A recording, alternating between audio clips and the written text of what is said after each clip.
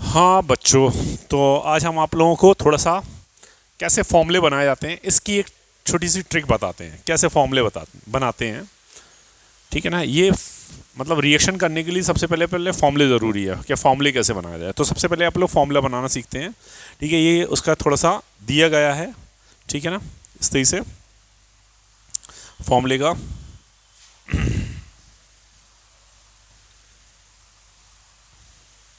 जैसे ये कुछ इनके रेडिकल्स दिए गए हैं, एसिडिक रेडिकल, बेसिक रेडिकल।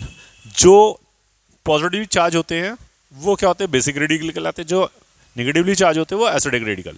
ध्यान से देखते हैं, हमें क्या आएगा। जैसे बनाना है सोडियम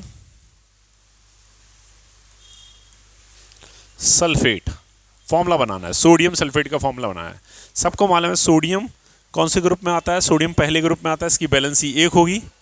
सोडियम की बैलेंसी 1। सल्फेट के लिए SO4 आता है। सल्फेट के लिए क्या आता है, SO4। SO4 की बैलेंसी कितनी होती है, 2। तो SO4 की बैलेंसी 2 है। इसका गुणा इससे करो, इसका गुणा इससे करो, क्या बन जाएगा। सोडियम के लिए ले आते हैं Na, सल्फेट के लिए इसका गुणा इससे करो तो हो जाएगा Na2SO4, सोडियम सल्फेट बन गया। जैसे दूसरा देखो, जैसे लिखना है aluminium oxide, aluminium oxide, aluminium oxide का फॉर्मूला बनाना है। तो एल्युमिनियम कौन से ग्रुप में आता है, एल्युमिनियम आता है हमारे तीसरे ग्रुप में। तो इसकी बैलेंसी कितनी हुई, 3। ऑक्साइड के लिए क्या आता है, O पे कितने नेगेटिव चढ़े हैं, 2। तो ऑक्सीजन की बैलेंसी कितनी हुई, 2। इसका गुणा इससे करो, इसका गुणा इससे करो, बन जाएगा Al2O3, एल्युमिनियम ऑक्साइड बन गया। जैसे हमें क्या करना है और बनाना है, जैसे लिखा है पोटेशियम डाइक्रोमेट, पोटेशियम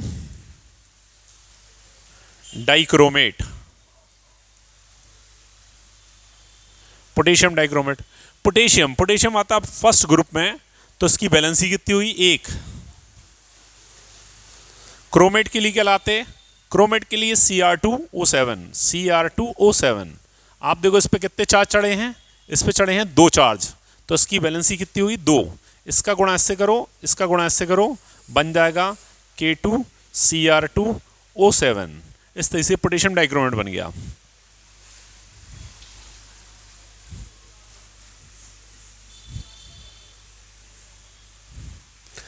जैसे हमें बनाना है,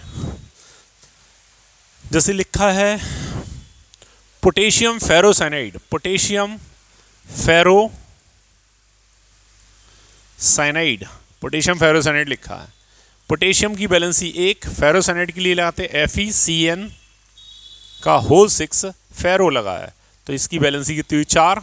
इसका गुणा इससे करो, इसका गुणा इससे करो, तो क्या बन जाएगा, K4FeCN का होल 6। ये पोटेशियम फेरोसाइनाइड बन गया। जैसे लिखा है calcium oxide, calcium oxide, calcium oxide हैगा, तो कैल्शियम की बैलेंसी कितनी हुई, 2।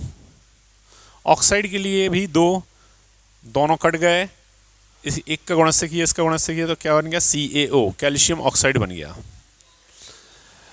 जैसे कि और देखते हैं, अब 3 चीज़ों के लिए थोड़ा सा डिफरेंट रहते हैं नंबर, थोड़ा सा ये 3 चीज़ों को ध्यान रखें।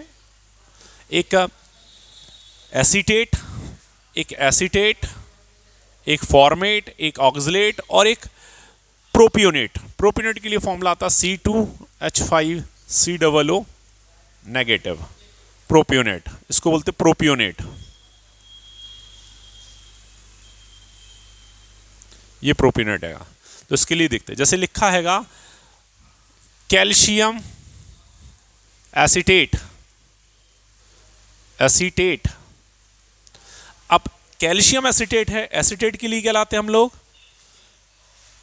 जो पीछे लिखा है इसमें आगे लिखेंगे, जो आगे लिखा है उसमें पीछे लिखेंगे। केवल 3-4 चीज़ों के लिए, एसीटेट, फॉर्मेट, ऑक्सलेट, प्रोपिनेट, इनमें जो चीज़ पीछे लिखी होती है उसको आगे लिखेंगे, जो आगे लिखी है उसको पीछे।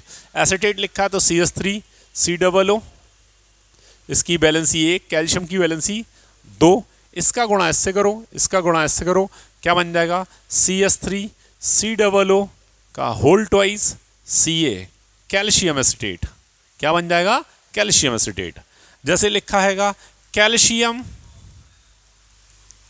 फॉर्मेट, कैल्शियम फॉर्मेट लिखा हैगा। कैल्शियम जो पीछे लिखा है उसको आगे लिखेंगे। फॉर्मेट के लिए HCOO, इसकी वैलेंसी 1, कैल्शियम की वैलेंसी 2, इसका गुणा इससे करो, इसका गुणा इससे करो, तो क्या बनेगा? HCOO का whole twice Ca, calcium acetate. Ethyl acetate, ethyl acetate, ethyl acetate CH3 COO, इसकी वैलेंसी 1, और इथाइल के लिए C2H5 इसकी वैलेंसी, इसका गुणा इससे क्या बन जाएगा? CH3COO का C3COO CS C2H5 ethyl acetate.